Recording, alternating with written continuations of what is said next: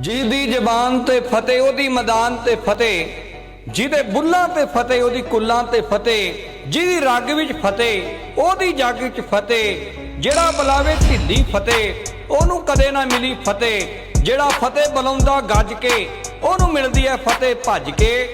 ਬੈਠੋ ਜੀ ਸਾਰੇ ਸੱਜ ਕੇ, ਫਤਿਹ ਬੁਲਾਓ ਗੱਜ ਕੇ, ਆਖੋ ਜੀ ਵਾਹਿਗੁਰੂ ਜੀ ਕਾ ਖਾਲਸਾ ਵਾਹਿਗੁਰੂ ਜੀ ਕੀ ਫਤਿਹ।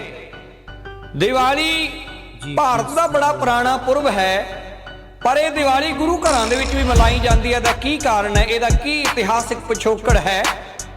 ਗੁਰੂ ਘਰਾਂ ਦੇ ਵਿੱਚ ਦੀਵਾਲੀ ਬੰਦੀ ਛੋੜ ਦੇ ਰੂਪ ਦੇ ਵਿੱਚ ਮਨਾਈ ਜਾਂਦੀ ਹੈ। ਦਰਅਸਲ ਇਸ ਦਿਨ ਗੁਰੂ ਹਰਗੋਬਿੰਦ ਸਾਹਿਬ ਮਹਾਰਾਜ ਜੀ ਮੀਰੀ ਪੀਰੀ ਦੇ ਮਾਲਕ, ਦਲ ਪੰਜਨ ਗੁਰੂ ਸੂਰਮਾ, ਬੜਜੋਧਾ ਬਹੁ ਪਰਵਕਾਰੀ ਗੁਰੂ ਹਰਗੋਬਿੰਦ ਸਾਹਿਬ ਸੱਚੇ ਪਾਤਸ਼ਾਹ ਜੀ ਦੀਵਾਲੀ ਵਾਲੇ ਦਿਨ ਮੇਰੇ ਸਤਿਗੁਰੂ ਜੀ ਅੰਮ੍ਰਿਤਸਰ ਸਾਹਿਬ ਦੀ ਪਾਵਨ ਧਰਤੀ ਤੇ ਪਹੁੰਚੇ ਸਨ 52 ਰਾਜਿਆਂ ਨੂੰ ਰਿਹਾ ਕਰਾ ਕੇ। ਭਾਈ ਗੁਰਦਾਸ ਜੀ ਲਿਖਦੇ ਨੇ, ਦੀਵਾਲੀ ਕੀ ਰਾਤ ਦੀਵੇ ਬਾਲੀਅਨ। ਮੇਰੇ ਸਤਿਗੁਰੂ ਗੁਰੂ ਹਰਗੋਬਿੰਦ ਸਾਹਿਬ ਸੱਚੇ ਪਾਤਸ਼ਾਹ ਨੇ ਦੀਵਾਲੀ ਨੂੰ ਬੰਦੀ ਛੋੜ ਦਿਵਸ ਬਣਾਇਆ। ਗੁਰੂ ਹਰਗੋਬਿੰਦ ਸਾਹਿਬ ਸੱਚੇ ਪਾਤਸ਼ਾਹ ਜਿਹੜੇ ਗੁਰੂ ਨਾਨਕ ਦੇ 6ਵੇਂ ਸਰੂਪ ਹਨ, ਸਤਿਗੁਰਾਂ ਨੇ ਮੀਰੀ ਪੀਰੀ ਦੀਆਂ ਤੇਗਾਂ ਪਹਿਨੀਆਂ। ਦਰਅਸਲ ਗੁਰੂ ਅਰਜਨ ਦੇਵ ਸੱਚੇ ਪਾਤਸ਼ਾਹ ਜੀ ਇਹ ਸਾਰਾ ਕੁਝ ਸੰਕੇਤ ਕਰਕੇ ਗਏ ਸਨ। ਜਦੋਂ ਜਬਰ ਤੇ ਸਬਰ ਦੀ ਜੰਗ ਵਿੱਚ ਮੇਰੇ ਸਤਿਗੁਰੂ ਗੁਰੂ ਅਰਜਨ ਦੇਵ ਮਹਾਰਾਜ ਨੇ ਫਤਿਹ ਹਾਸਲ ਕੀਤੀ, ਸਬਰ ਦੇ ਨਾਲ ਜਬਰ ਨੂੰ ਹਰਾ ਦਿੱਤਾ। ਸਿਆਣੇ ਕਹਿੰਦੇ ਨੇ ਜਬਰ ਜ਼ਬਰਦਸਤੀ ਜਬਰ ਕਰਦਾ ਰਿਹਾ, ਸਬਰ ਸਬਰ ਨਾਲ ਜਬਰ ਜਰਦਾ ਰਿਹਾ। ਜਬਰ ਨੇ ਸਬਰ ਨੂੰ ਜਦ ਵੀ ਮਾਰਨਾ ਚਾਹਿਆ, ਸਬਰ ਜਿਉਂਦਾ ਰਿਹਾ, ਉਲਟਾ ਜਬਰ ਮਰਦਾ ਰਿਹਾ। ਗੁਰੂ ਅਰਜਨ ਦੇਵ ਸੱਚੇ ਪਾਤਸ਼ਾਹ 1606 ਈਸਵੀ ਦੇ ਵਿੱਚ ਤਤੀ ਤਵੀਆਂ ਤੇ ਬਹਿ ਕੇ ਉਬਲਦੇ ਦੇਗਿਆਂ ਵਿੱਚ ਉਬਾਲੇ ਖਾ ਕੇ ਔਰ ਰਾਵੀ ਦੇ ਪਾਣੀ ਵਿੱਚ ਇਕਮਿਕ ਹੋਣ ਲੱਗੇ ਨੇ।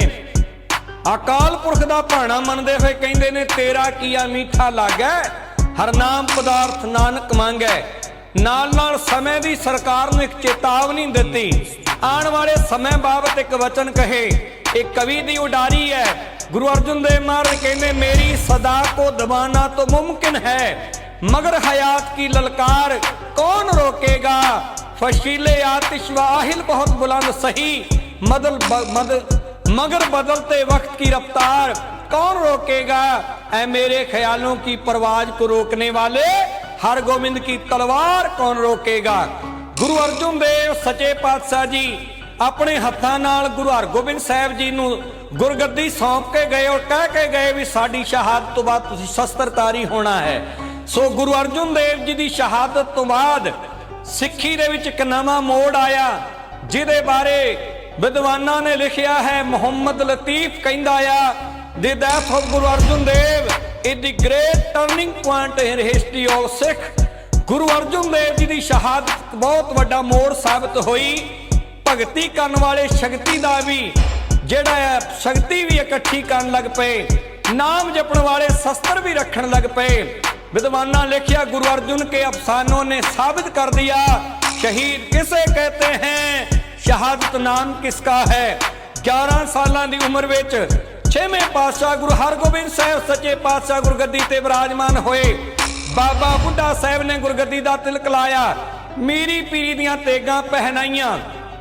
गुरु हरगोबिंद साहब सच्चे पातशाह जी ने 1609 ईस्वी विच अकाल तख्त दी सिरजना की, जिहदा पहला नाम अकाल बुंगा है। 1614 दे विच श्री गुरु हरगोबिंद साहब जी ने लोहगढ़ दे किले की उसारी कराई, उत्थे शस्त्र तैयार हुंदे मेरे सतगुरु सच्चे पातशाह गुरु हरगोबिंद साहब ने ही भाई विधि चंद नूं सुर सिंह नगर तो 2 ढाडी लियाण दा हुक्म दिता। भाई विधि चंद जी बा सत्कार बा अदब 2 ढाडी भाई नत्था जी ते भाई अब्दुल्ला जी नूं हाथियां ते सवार करा के बड़े अदब सत्कार दे नाल लैके अमृतसर साहब आए। गुरु हरगोबिंद साहब सच्चे पातशाह अकाल तख्त ते सुशोभित हन। सतगुरां दे सज्जे सिरी साहब, सतगुरां दे खब्बे सिरी साहब, एक मेरी दी ते एक पीरी दी सुभाएमान है। सतगुरां दा वीर रस भी तणिया शरीर। गुरु महाराज जी ने सोहनी दस्तार सजाई है, दस्तार उत्ते हीरे जड़त कलगी लाई है। गुरु हरगोबिंद साहब सच्चे पातशाह दे मोढे ते तीरां दा पत्था है, सामने वीर बहादुरां दा जथा। बैठिया बाबा बिधि चंद जी, भाई प्राणा जी, भाई परागा जी, भाई लंगा जी ते होर सूरवीर बहादुर भाई भानू जी वर्गे गुरु दे दरबार की शोभा वधा रहे ने। दोवें ढाडियां ने आके गुरु हरगोबिंद साहिब जी दे चरणों च मत्था टेकिया। सतगुरां ने आख्या कोई वीर बहादरी वाली कोई उच्ची हेक विच कोई वार सुनाओ। उन्हां बड़ी प्रसिद्ध ये वार पढ़ी। कहंदे सच्चे पातशाह जी आपदे दरबार वर्गा दरबार नहीं किते वेख्या। बड़े राजे महाराजां दे दरबार वेखे पर आपदे दरबार दी किते रीस नहीं। किसे राजपूत राजे दी गल, किसे सूबेदार दी गल की करिए साहब जी। समय दा हुक्मरान जहांगीर भी आपदी शोभा दे अगे तुच्छ है, ओदी शोभा किणका मात्र भी नहीं। मेरे सतगुरु गुरु हरगोबिंद साहिब दी शोभा च उन्हां वार पढ़ी। गुरु हरगोबिंद साहिब दी वडियाई विच उन्हां वार पढ़ी। कहंदे दो तलवारी बद्धियां, एक मीर दी, एक पीर दी, एक अजमत दी, एक राज दी, एक राखी करे वजीर दी। हिम्मत बाहा कोटगढ़ दरवाजा बलक बखीर दी, नाल सिपाही नाल नील मार दुष्टां करे तागीर दी, पग तेरी की जहांगीर दी। समय दी सरकार ने एक बहुत बड़ा चैलेंज भाई नत्था जी ते भाई अब्दुल्ला जी ने अपने अंदाज विच दिता। जिथे गुरु की सिख संगत ने सत श्री अकाल दे जकारियां दे नाल धरती आकाश गुंजा दिते, उथे मेरे हरगोबिंद साहिब सच्चे पातशाह जी भी सावधान होए। तख्त तो उठ के खलो गए, तेग ते मुठ दी हथ पाया, तेग दी मुठ ते हथ पाया, सर करके तेग कड्डी। सिख संगतां नूं संबोधन करके कहंदे ने खालसा जी ततियां तवियां ते बह वेखिया, उबलदियां देगां विच नहा वेखिया। इन्हां सप्पां दे पुੱਤ ने मित नहीं जे बनना, बड़ाई दुध पिया वेखिया। गुरु हरगोबिंद साहिब सच्चे पातशाह कहंदे जिथे सबर दा खड़ग लैके गुरु अर्जुन देव महाराज तत्ती तवी ते बह गए ते जबर दा मुकाबला कीता। सानू हुक्म है शस्त्र धारी हो के समय दी सरकार नाल खंडे खड़काण दा। सो हुण लोड़ है त्यार बर त्यार होवो, अपने शरीर नूं त्यार बर त्यार करो। तुसी कुश्तियां खेडो, तुसी पलत्थे खेडो, तुसी शस्त्र विद्या दा अभ्यास करो, तेगे रखो, नेजे रखो, बरछे रखो, घोड़ियां दी सवारी करो। थोनू कोई नहीं रोक सकदा, जेड़ा कोई रोकेगा उहदे नाल असीं आप नजिठांगे। मेरे हरगोबिंद साहिब सच्चे पातशाह ने भगती ते शक्ति दा सुमेल कीता, मीरी ते पीरी दा सिद्धांत जोड़ दिता। श्री हरमंदर साहिब ते अकाल तख्त दा सांझा उपदेश महाराज ने दिता। गुरु महाराज सच्चे पातशाह जी दी फौजी तैयारियां वेख के, क्योंकि 52 अंग रक्षक बॉडीगार्ड महाराज दे हर वेले नाल रहिंदे सन। इस तो बाद फिर माझे मालवे दे इलाके विचों 500 होर जवान आ गए। फौजां वधदियां चलियां गईयां। जिथे सिख संगतां वेख के प्रसन्न हो रहीआं सन, उत्थे गुरु घर दे विरोधियां नूं उन्हां दे साध संगत जी सत्ते कपड़े अग लग गई, ईर्खा दी अग विच सड़ गए। गुरु महाराज सच्चे पातशाह दा जेड़ा साध संगत ताए दा पुत्र है मेहरबान, जेड़ा गुरु घर दा विरोधी बनया होया है, पिरथी चंद दा पुत्र मेहरबान, ये कुछ वेख के ईर्खा दी अग विच सड़ गया। उन्हें जहांगीर तक पहुंच की थी। उन्हें आखिया हरगोबिंद साहिब तख्त सजांदा है, हरगोबिंद साहिब शस्त्र पहनदा है, नगाड़े खड़कांदा है। उन्हें एलानिया आखिया है कि अर्जुन देव गुरु अर्जुन देव की शहादत का बदला लिया जाएगा।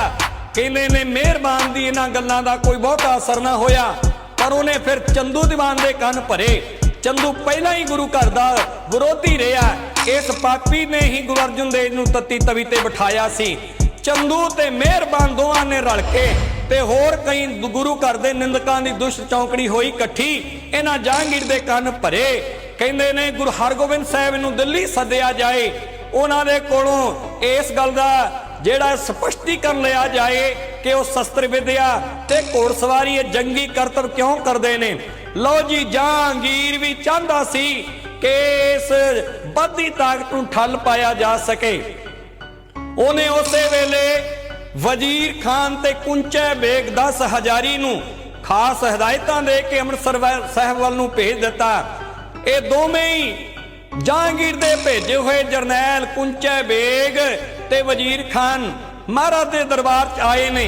वजीर खान गुरु घर दा श्रद्धालु है, क्योंकि इहदा जलोधर दा रोग गुरु अर्जुन देव महाराज की कृपा नाल ठीक होया सी। इन्हें महाराज दे चरणों च मत्था टेकिया। हथ जोड़ के बेने की, सतगुर जी जहांगीर बादशाह ने आप नूं दिल्ली सद्दिया, सानू की हुक्म है। सतगुर सचे पातशाह ने बाबा बुढ़ा साहब जी, भाई गुरदास जी, भाई जेठा जी, भाई बिधि चंद जी मुख सिखां दे नाल गुरमता कीता। आखिर फैसला होया कि दिल्ली जरूर जाया जाएगा। पंज सिखां नूं लिया नाल मेरे सतगुरु गुरु हरगोबिंद साहब जी ने माता गंगा जी के चरनां च टेक के मत्था दिल्ली नूं चाले पा दिते। श्री अमृतसर साहब तो तरन तारण खडूर साहब हुंदे होए, मेरे सतगुरु जी अंबाले की धरती ते हुंदे होए साहब जी मजनू दे टिल्ले दिल्ली पहुंचे। फिर शाही दरबार भी सतगुरु सचे पातशाह दा पहुंचना होया। जहांगीर दे दरबार भी जान दर्शन दिते।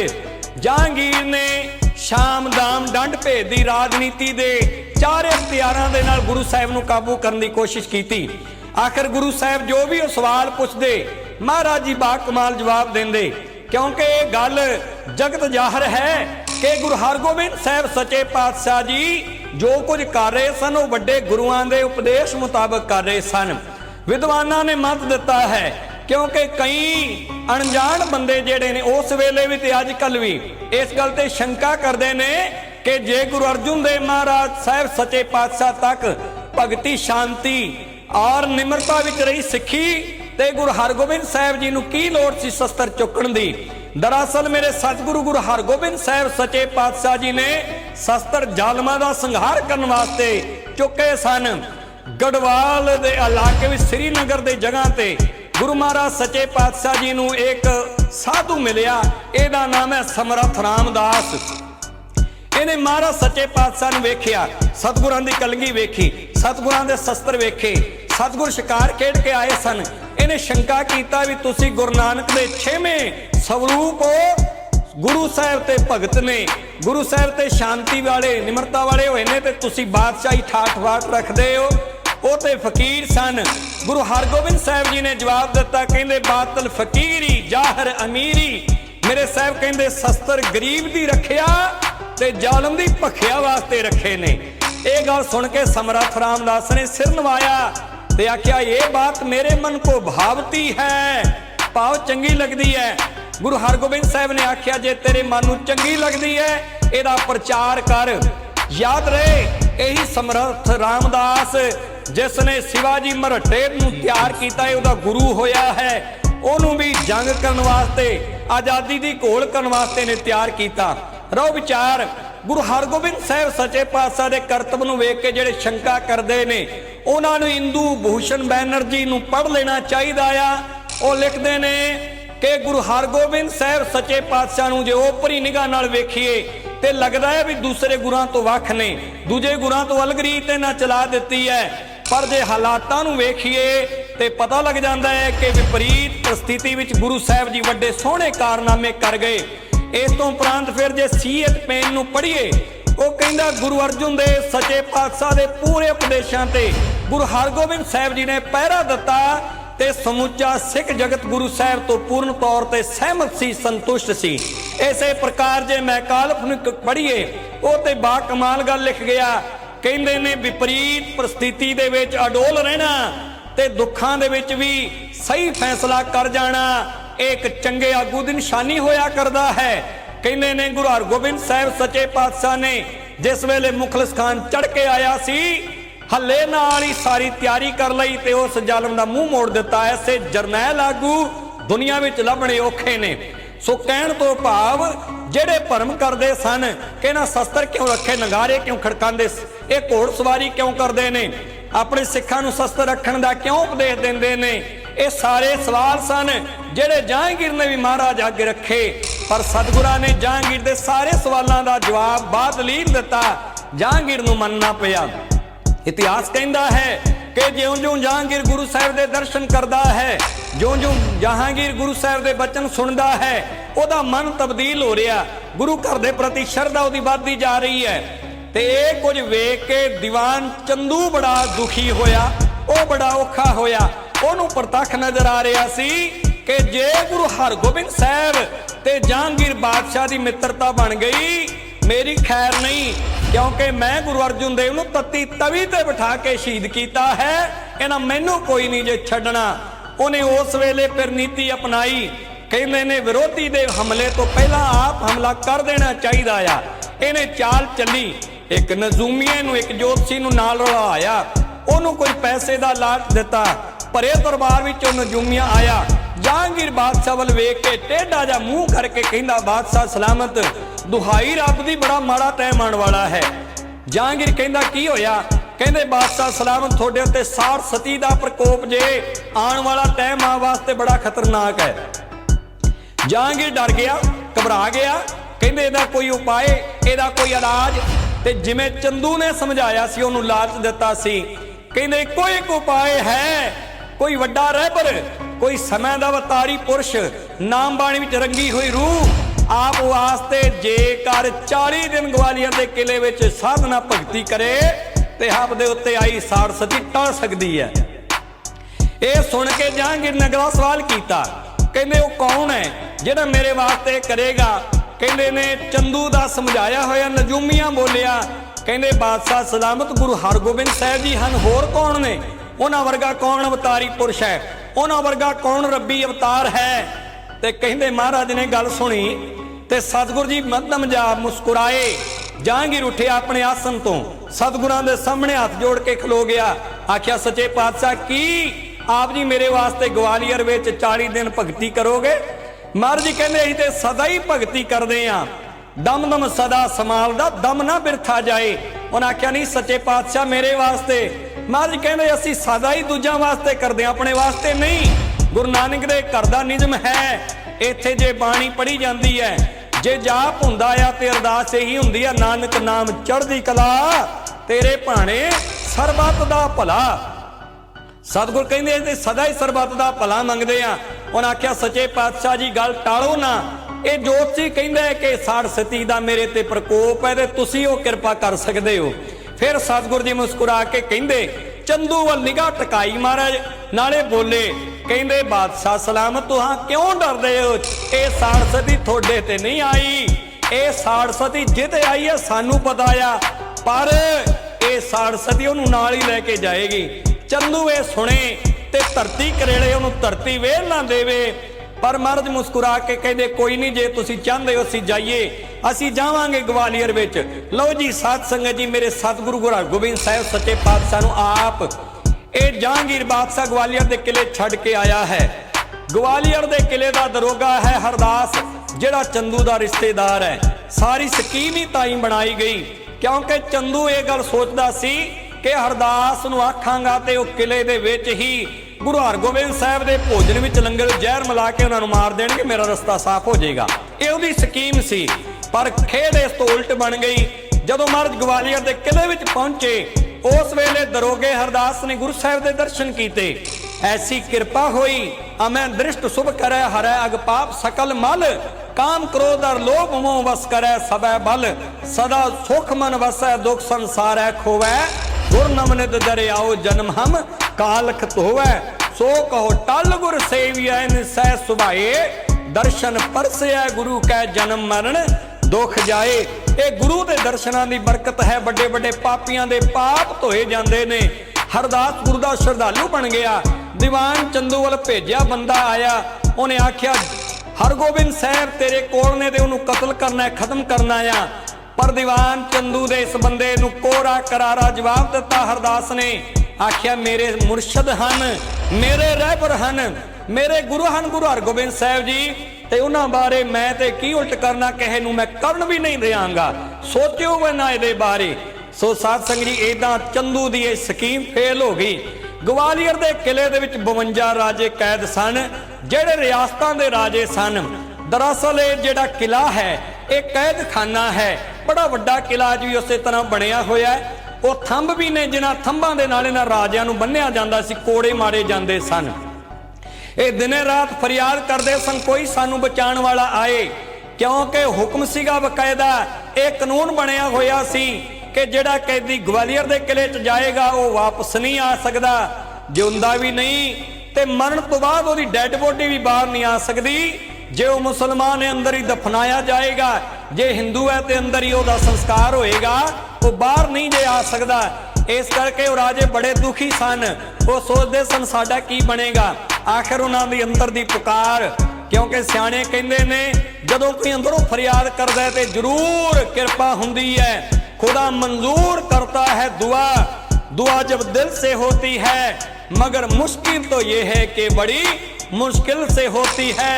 जो बात दवा से ना हो वो बात दुआ से होती है। जब कामिल मुर्शद मिलता है तब बात खुदा से होती है। उन्हां दी अंदर दी फरियाद गुरु हरगोबिंद साहब तक पहुंच गई। उन्हां दे दुख हरण वास्ते मेरे सतगुरु जी ग्वालियर दे किले च पहुंच गए ने। विद कोई भी बनी पर उन्हां दा उद्धार होना है। मेरे सतगुरु पहुंचे, किला ग्वालियर धन हो गया। पैर गुरां जद पाया, दुखी हिरदियां दी सार अणखिया लैन सतगुरु आया। कहंदे ने कैदी सन 52 राजे सबना शुक्र मनाया। गुरु हरगोबिंद साहब सच्चे पातशाह पहुंचे, उन्हां दा साध संगत जी जीवन ही बदल गया। दोवें टाइम गुरबाणी दा कीर्तन हुंदा, संगत विच हाਜ਼ਰੀ भरदे। उन्हां दे मन नूं पुत्रवास होई। नाले जहांगीर वल्लों भेजिया खजाना माया, ਉਹ ਪ੍ਰਸ਼ਾਦਾ ਜਾਂ ਰਸਤਾਂ ਬਸਤਾਂ ਮਰਦ ਉਹਨਾਂ ਕੈਦੀਆਂ 'ਚ ਵੰਡ ਦਿੰਦੇ। ਆਪ ਭਾਈ ਜੇਠਾ ਜੀ ਤੇ ਭਾਈ ਵੀਰ ਚੰਦ ਜੀ ਬਾਹਰੋਂ ਕੁਝ ਮਿਹਨਤ ਮਜ਼ਦੂਰੀ ਕਰਕੇ ਜੋ ਰੁੱਸਾ ਸੁੱਕਾ ਲੈ ਕੇ ਆਂਦੇ ਉਹਦੇ ਨਾਲ ਮਹਾਰਾਜ ਭੋਜਨ ਛਕਦੇ। ਸਾਧ ਸੰਗਤ ਜੀ ਸਮਾਂ ਲੰਘਿਆ, 40 ਦਿਨ 50 ਦਿਨ ਲੰਘ ਗਏ। ਕਾਫੀ ਸਮਾਂ ਲੰਘ ਗਿਆ। ਜਦੋਂ ਜਹਾਂਗੀਰ ਮਨ ਉਹਦਾ ਬਦਲ ਗਿਆ, ਚੰਦੂ ਨੇ ਹੋਰ ਸ਼ਿਕਾਇਤਾਂ ਕੀਤੀਆਂ, ਕਈ ਤਰ੍ਹਾਂ ਦੀ ਗੱਲਾਂ ਹੋਈ। ਮੁੱਕਦੀ ਗੱਲ ਵੀ ਚੰਦੂ ਦਾ ਭੜਕਾਇਆ ਹੋਇਆ ਤੇ ਜਹਾਂਗੀਰ महाराज ਨੂੰ ਲਿਆਣਾ ਹੀ ਭੁੱਲ ਗਿਆ। महाराज ਨੂੰ 40 ਦਿਨ ਤੋਂ ਬਾਅਦ ਉੱਥੇ ਹੋ ਗਏ ਪਰ ਇਹਨੇ ਸਾਰ ਕੋਈ ਨਾ ਲਈ। ਇੱਕ ਦਿਨ ਐਸਾ ਸਮਾਂ ਬਣਿਆ, ਭਾਈ ਵਿਧੀ ਚੰਦ ਤੇ ਭਾਈ ਜੇਠੇ ਨੇ ਸ਼ੇਰ ਦਾ ਰੂਪ ਧਾਰ ਕੇ ਇਸ ਜਹਾਂਗੀਰ ਬਾਦਸ਼ਾਹ ਨੂੰ ਘੇਰ ਲਿਆ। ਸੁੱਤੇ ਪਏ ਨੂੰ ਸ਼ੇਰ ਨਜ਼ਰ ਆਏ, ਇਹਨੂੰ ਜਾਪੇ ਮੇਰੇ ਤੇ ਹਮਲਾ ਕਰ ਦਿੱਤਾ ਹੈ। ਪਰ ਜਦੋਂ ਗੁਰੂ ਹਰਗੋਬਿੰਦ ਸਾਹਿਬ ਸੱਚੇ ਪਾਤਸ਼ਾਹ ਨੂੰ ਯਾਦ ਕਰੇ ਤੇ ਮਹਾਰਾਜ ਰਮਾਲ ਨਾਲ ਉਹਨੂੰ ਸ਼ੇਰ ਨੂੰ ਪਿੱਛੇ ਕਰ ਦੇਣ। मेरे सतगुरु गुरु हरगोबिंद साहब सच्चे पातशाह जी की यह खेड वेख के जहांगीर हैरान भी होया, परेशान भी होया। सारी रात उन्होंने नींद ना आई। अगले दिन सवेरे साईं मियाँ मीर जी को मिलिया, आख्या साईं जी सारी रात करवट बदलने लंघ गई, रात को नींद नहीं, दिने चैन नहीं, मैनू शेर नजर आते ने, महाराज जी कृपा करो मैनू बचाओ। ते उस वेले जहांगीर ने जवाब दिता, कहंदे की चाहुंदा आ? कहंदे अल्लाह दे घर खुदा दे घर फरियाद करो ताकि मेरा दुख दूर होवे। उस वेले साईं मियाँ मीर दा बड़ा कमाल दा जवाब है।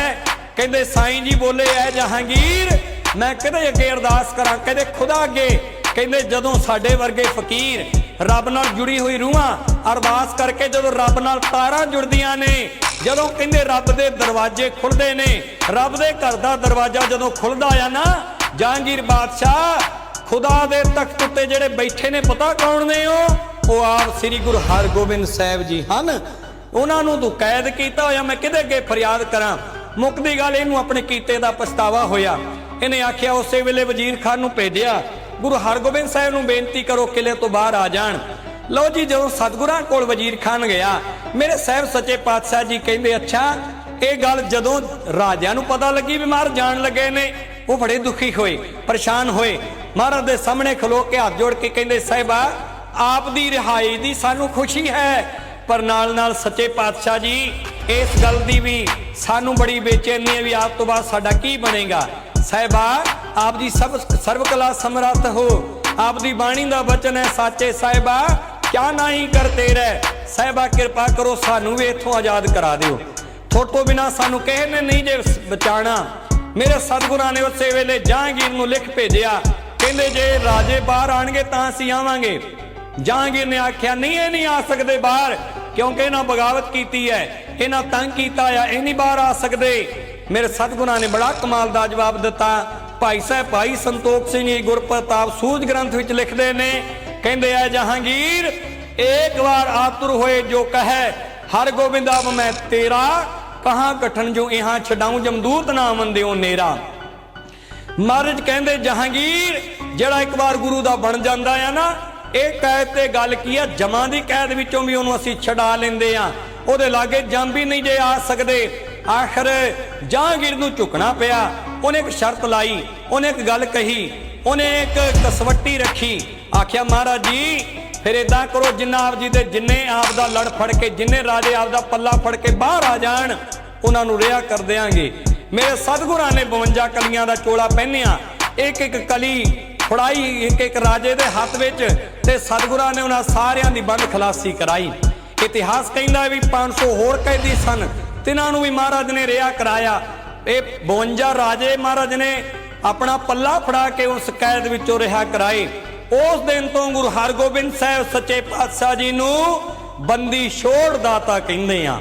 ਇਸ ਤੋਂ ਪਹਿਲਾਂ ਕਿਤੇ ਉਹਨਾਂ ਨੂੰ ਮੀਰੀ ਪੀਰੀ ਦਾ ਮਾਲਕ, ਕਿਤੇ ਦਲ ਪੰਜਨ ਗੁਰੂ ਸੂਰਮਾ, ਜਿਵੇਂ ਭਾਈ ਗੁਰਦਾਸ ਜੀ ਲਿਖਦੇ ਨੇ, 5 ਪਿਆਲੇ 5 ਪੀਰ, ਛਟਮ ਪੀਰ ਬੈਠਾ ਗੁਰ ਹਰੀ, ਅਰਜਨ ਕਾਇਆ ਪਲਟ ਕੇ ਮੂਰਤ ਹਰਗੋਬਿੰਦ ਸਵਾਰੀ, ਚੱਲੀ ਪੀੜੀ ਸੋਢੀਆਂ ਰੂਪ ਦਿਖਾਵਣ ਵਾਰੋ ਵਾਰੀ, ਦਲ ਪੰਜਨ ਗੁਰ ਸੂਰਮਾ ਬੜ ਜੋਧਾ ਬਹੁ ਪਰਉਪਕਾਰੀ। ਅੱਜ ਮੇਰੇ ਸਤਿਗੁਰ ਜੀ ਬੰਦੀ ਛੋੜ ਦਾਤੇ ਬਣੇ ਨੇ। ਉਹਨਾਂ ਨੂੰ ਰਿਹਾ ਕਰਾਇਆ, ਦਿੱਲੀ ਲੈ ਕੇ ਆਏ। ਚੰਦੂ ਦੀ ਭੈੜੀ ਕਰਤੂਤ ਸਾਹਮਣੇ ਆਈ। ਚੰਦੂ ਨੂੰ ਜਹਾਂਗੀਰ ਨੇ ਮਹਾਰਾਜ ਦੇ ਹਵਾਲੇ ਕਰ ਦਿੱਤਾ। ਮੇਰੇ ਸਤਿਗੁਰਾਂ ਦਾ ਇਸ਼ਾਰਾ ਪਾ ਕੇ ਬਿਧੀ ਚੰਦ ਨੇ ਚੰਦੂ ਪਾਪੀ ਦੀ ਮੁਸ਼ਕਾਂ ਕੱਸ ਲਈਆਂ, ਉਹਦੀ ਪੈਰਾਂ 'ਚ ਬੇੜੀਆਂ, ਹੱਥਾਂ 'ਚ ਹਥਕੜੀਆਂ ਲਾ ਦਿੱਤੀਆਂ, ਛਿੱਤਰਾਂ ਦਾ ਹਾਰ ਤੇ ਮੂੰਹ ਕਾਲਾ ਕੀਤਾ ਚੰਦੂ ਪਾਪੀ ਦਾ। ਦਰਅਸਲ ਜਿਹੜਾ ਸਨ ਵਿੱਚ ਆਵੇ ਉਹਨੂੰ ਬਖਸ਼ ਲੈਂਦੇ ਨੇ ਮਹਾਰਾਜ। ਮੇਰੇ ਸਤਿਗੁਰ ਦੀ ਬਾਣੀ ਦਾ ਵਚਨ ਹੈ, ਜੋ ਸ਼ਰਨ ਆਵੇ ਤਿਸ ਕੰਠ ਲਾਵੇ ਬਿਰਧ ਸੁਆਮੀ ਸੰਦਾ। ਜਹਾਂਗੀਰ ਨੇ ਆਪਣੇ ਕੀਤੇ ਦਾ ਪਛਤਾਵਾ ਕਰਕੇ ਮਾਫੀ ਮੰਗ ਲਈ, ਉਹ ਬਚ ਗਿਆ। ਪਰ ਚੰਦੂ ਚਲਾਕੀਆਂ ਚਤਰਾਈਆਂ ਕਰਦਾ ਰਿਹਾ, ਉਹ ਨਹੀਂ ਬਖਸ਼ਿਆ। ਤੇ ਸਾਧ ਸੰਗਤ ਜੀ, ਇਹਨੂੰ ਦਿੱਲੀ ਤੋਂ ਲੈ ਕੇ ਤੋੜ ਅੰਮ੍ਰਿਤਸਰ ਸਾਹਿਬ ਤੱਕ ਮਹਾਰਾਜ ਲੈ ਕੇ ਗਏ। ਤੇ ਰਾਹ 'ਚ ਹੁਕਮ ਸੀ, ਜਿਹੜਾ ਕੋਈ ਗੁਰੂ ਹਰਗੋਬਿੰਦ ਸਾਹਿਬ ਦੇ ਦਰਸ਼ਨ ਕਰੇ ਨਾ, ਜਿਹੜਾ ਸਿੱਖ ਦਰਸ਼ਨ ਕਰਨ ਆਏ, ਤੇ ਮਹਾਰਾਜ ਕਹਿੰਦੇ 2 ਜੁੱਤੀਆਂ ਚੰਦੂ ਦੇ ਜ਼ਰੂਰ ਮਾਰ ਕੇ ਆਵੇ। ਇਦਾਂ 2-2 ਜੁੱਤੀਆਂ, ਕਈ 4-5 ਵੀ ਮਾਰ ਦਿੰਦੇ ਤੇ ਕਈ ਬੇਗਿਣਤ ਵੀ ਮਾਰ ਦਿੰਦੇ, ਕਿਉਂਕਿ ਸਿੱਖਾਂ ਦੇ ਮਨ ਵਿੱਚ ਜੋਸ਼ ਸੀਗਾ, ਰੋਸ ਸੀਗਾ ਚੰਦੂ ਪ੍ਰਤੀ। ਤੇ ਸਾਧ ਸੰਗਤ ਦਾ ਚੰਦੂ ਛਿੱਤਰ ਖਾਂਦਾ ਹੋਇਆ, ਬੜਾ ਉਹਦਾ ਭੈੜਾ ਹਾਲ ਹੋਇਆ। ਆਖਰ ਅੰਮ੍ਰਿਤਸਰ ਸਾਹਿਬ ਪਹੁੰਚੇ। ਬਾਣੀ 'ਚ ਲਿਖਿਆ, ਭਾਈ ਗੁਰਦਾਸ ਨੇ ਆਪਣੀ ਵਾਰਾਂ 'ਚ ਕਹਿੰਦੇ ਨੇ, ਜਦੋਂ ਮਹਾਰਾਜ ਜੀ ਉੱਥੇ ਪਹੁੰਚੇ ਨੇ, ਮਾਤਾ ਗੰਗਾ ਜੀ ਨੇ ਖੁਸ਼ੀ ਮਨਾਈ ਹੈ। ਔਰ ਇਹ ਵੀ ਗੱਲ ਯਾਦ ਰਹੇ ਕਿ ਗੁਰੂ ਹਰਗੋਬਿੰਦ ਸਾਹਿਬ ਸੱਚੇ ਪਾਤਸ਼ਾਹ ਜੀ ਦੀਵਾਲੀ ਵਾਲੇ ਦਿਨ ਪਹੁੰਚੇ ਨੇ ਸ੍ਰੀ ਦਰਬਾਰ ਸਾਹਿਬ। ਭਾਈ ਗੁਰਦਾਸ ਨੇ ਲਿਖਿਆ, ਦੀਵਾਲੀ ਕੀ ਰਾਤ ਦੀਵੇ ਬਾਲੀਅਨ। ਸਿੱਖ ਸੰਗਤਾਂ ਨੇ ਮਹਾਰਾਜ ਦਾ ਸਵਾਗਤ ਕਰਨ ਵਾਸਤੇ ਦੀਵੇ ਬਾਲੇ, ਘਿਓ ਦੇ ਸਤਕਾਰ ਵਿੱਚ ਜੀਓ ਆਇਆ ਆਖਿਆ। ਭਾਈ ਗੁਰਦਾਸ ਨੇ ਲਿਖਿਆ, ਸੁਪਨ ਚਰਿੱਤਰ ਚਿੱਤਰ ਬਨੇ ਕੇ ਬਨੇ ਬਚਿੱਤਰ, ਪਾਵਨ ਪਵਿੱਤਰ ਮਿੱਤਰ ਆਜ ਮੋਰੇ ਆਏ ਹੈ। ਇਸ ਤੋਂ ਉਪਰੰਤ ਫਿਰ ਲਾਹੌਰ ਗਏ ਨੇ। ਲਾਹੌਰ ਵਿੱਚ ਪਾਪੀ ਚੰਦੂ ਨੂੰ ਗਲੀਆਂ 'ਚ ਘੁਮਾਇਆ ਹੈ। ਉਸ ਬਾਜ਼ਾਰ ਵਿੱਚ ਜਿੱਥੇ ਮਹਾਰਾਜ ਸੱਚੇ ਪਾਤਸ਼ਾਹ ਜੀ ਨੂੰ ਸ਼ਹੀਦ ਕੀਤਾ ਸੀ, ਉਸ ਬਾਜ਼ਾਰ ਦੇ ਵਿੱਚ ਇੱਕ ਗੁਰਦਿੱਤਾ ਪੜਪੁੰਜਾ ਹੈ। ਇਹ ਗੁਰਦਿੱਤਾ ਪੜਪੁੰਜਾ ਉਹ ਹੈ ਜਿਸ ਨੂੰ ਦਬਾਅ ਪਾ ਕੇ, ਡਰਾ ਕੇ ਚੰਦੂ ਨੇ ਮਹਾਰਾਜ ਦੇ ਉੱਤੇ ਰੇਤ ਪਵਾਇਆ ਸੀਗਾ। ਇਹ ਪਛਤਾਉਂਦਾ ਸੀ, ਇਹ ਸੋਚਦਾ ਸੀ, ਸਾਹਿਬ ਸੱਚੇ ਪਾਤਸ਼ਾਹ ਮੈਂ ਬਹੁਤ ਵੱਡੀ ਜਿਹੜੀ ਅਵਗਿਆ ਕੀਤੀ, ਗੁਨਾਹ ਕੀਤਾ ਹੈ, ਪਰ ਮੇਰੀ ਇੱਕ ਬੇਨਤੀ ਹੈ ਸਾਹਿਬਾ, ਮੈਂ ਆਪ ਨਹੀਂ ਕੀਤਾ, ਮੇਰੇ ਕੋਲ ਕਰਾਇਆ ਗਿਆ ਹੈ। ਇੱਕ ਮੇਰੀ ਅਰਦਾਸ ਹੈ ਸਾਹਿਬਾ, ਜਿਸ ਕੜਛੇ ਨਾਲ ਮੈਂ ਗੁਰੂ ਅਰਜਨ ਦੇਵ ਤੇ ਰੇਤ ਪਾਇਆ ਸੀ, ਰੋਂਦਿਆਂ ਰੋਂਦਿਆਂ ਮੈਂ ਮਜਬੂਰ ਹੋ ਕੇ ਕੰਮ ਕੀਤਾ ਸੀ ਸਾਹਿਬਾ, ਕਿਤੇ ਕੋਈ ਕਲਾ ਵਰਤੇ, ਇਸੇ ਕੜਛੇ ਨਾਲ ਮੈਂ ਪਾਪੀ ਚੰਦੂ ਦਾ ਅੰਤ ਕਰਾਂ। ਮੇਰੇ ਸਤਿਗੁਰ ਜੀ ਅੰਤਰਜਾਮੀ ਨੇ ਉਸ ਗੁਰਦਿੱਤੇ ਦੀ ਅਰਦਾਸ ਪੂਰੀ ਕਰਨ ਵਾਸਤੇ ਮਹਾਰਾਜ ਚੰਦੂ ਨੂੰ ਲੈ ਕੇ ਲਾਹੌਰ ਦੇ ਸ਼ਹਿਰ ਵਿੱਚ ਘੁੰਮ ਰਹੇ ਨੇ। ਜਦੋਂ ਹੋਰ ਲੋਕ ਉਹਦੇ ਛਿੱਤਰ ਮਾਰਦੇ ਨੇ, ਕਈ ਉਹਦੇ ਸਾਧ ਸੰਗਤ ਜੀ ਡਾਂਗਾ ਸੋਟੇ ਮਾਰਦੇ ਨੇ, ਜਦੋਂ ਗੁਰਦਿੱਤੇ ਪੜਪੁੰਜੇ ਦੇ ਨੇੜਿਓਂ ਲੰਘੇ, ਚੰਦੂ ਨੂੰ ਪਛਾਣ ਲਿਆ ਭਾਈ ਗੁਰਦਿੱਤੇ ਨੇ, ਪੜਪੁੰਜੇ ਨੇ। ਉਹਨੇ ਉਹੀ ਕੜਛਾ ਕੱਢਿਆ ਤੇ ਪਾਪੀ ਚੰਦੂ ਦੇ ਸਿਰ ਦਾ ਨਿਸ਼ਾਨਾ ਮਾਰ ਕੇ ਬੜਾ ਜ਼ੋਰ ਦਾ ਵਾਰ ਕੀਤਾ ਤੇ ਪਾਪੀ ਦਾ ਅੰਤ ਹੋ ਗਿਆ। ਸਿਆਣੇ ਕਹਿੰਦੇ, ਪਾਪੀ ਕੇ ਮਾਰਨੇ ਕੋ ਪਾਪ ਮਹਾਬਲੀ ਹੈ। ਚੰਦੂ ਦੇ ਕੀਤੇ ਦੀ ਉਹਨੂੰ ਸਜ਼ਾ ਮਿਲ ਗਈ। ਇੱਕ ਦੋ ਬੇਨਤੀ ਹੋਰ ਕਰਕੇ ਸਮਾਪਤੀ ਕਰੀਏ।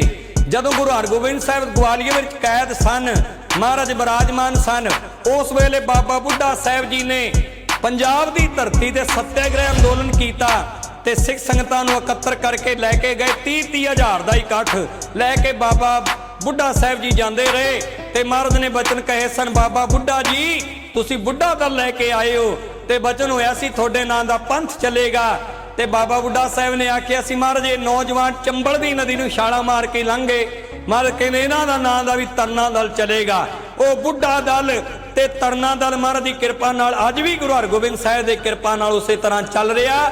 ਪਲੇ ਪਲਾਏ ਘੋੜੇ ਤੇ ਪਲੇ ਪਲਾਏ ਜਵਾਨ ਆਂਦੇ ਨੇ, ਮਹਾਰਾਜ ਦੀ ਮਿਹਰ ਹੈ। ਗੁਰੂ ਹਰਗੋਬਿੰਦ ਸਾਹਿਬ ਸੱਚੇ ਪਾਤਸ਼ਾਹ ਜੀ ਦੀ ਜਿੰਨੀ ਸਿਫਤ ਕਰ ਲਈਏ ਉਨੀ ਥੋੜੀ ਹੈ। ਧੰਨ ਗੁਰੂ ਹਰਗੋਬਿੰਦ ਸਾਹਿਬ ਸੱਚੇ ਪਾਤਸ਼ਾਹ ਜੀ, ਮੀਰੀ ਪੀਰੀ ਦੇ ਮਾਲਕ ਸਤਿਗੁਰੂ ਜੀ ਦਇਆ ਕਰਨ। ਸਤਿਗੁਰੂ ਜੀ ਸਾਡੀ ਵੀ ਬੰਦ ਖਲਾਸੀ ਕਰਾਣ। ਸਾਨੂੰ ਵੀ ਵਿਕਾਰਾਂ ਨੇ ਮੋਹ ਮਾਇਆ ਨੇ ਜਕੜਿਆ ਹੋਇਆ। ਸਤਿਗੁਰੂ ਜੀ ਕਿਰਪਾ ਕਰੋ ਸਾਡੇ ਬੰਧਨ ਕੱਟ ਦਿਓ। ਦਇਆ ਕਰੋ ਸਤਿਗੁਰੂ ਸੱਚੇ ਪਾਤਸ਼ਾਹ ਜੀ। ਇੰਨੀ ਕੁ ਸੇਵਾ ਪ੍ਰਵਾਨ ਕਰਨੀ, ਭੁੱਲਾਂ ਚੁੱਕਾਂ ਦੀ ਖਿਮਾ ਝੁਕਾਓ, ਸੀਸ ਗੱਜ ਕੇ ਬੁਲਾਓ, ਫਤਿਹ ਆਖੋ ਜੀ। ਵਾਹਿਗੁਰੂ ਜੀ ਕਾ ਖਾਲਸਾ, ਵਾਹਿਗੁਰੂ ਜੀ ਕੀ ਫਤਿਹ।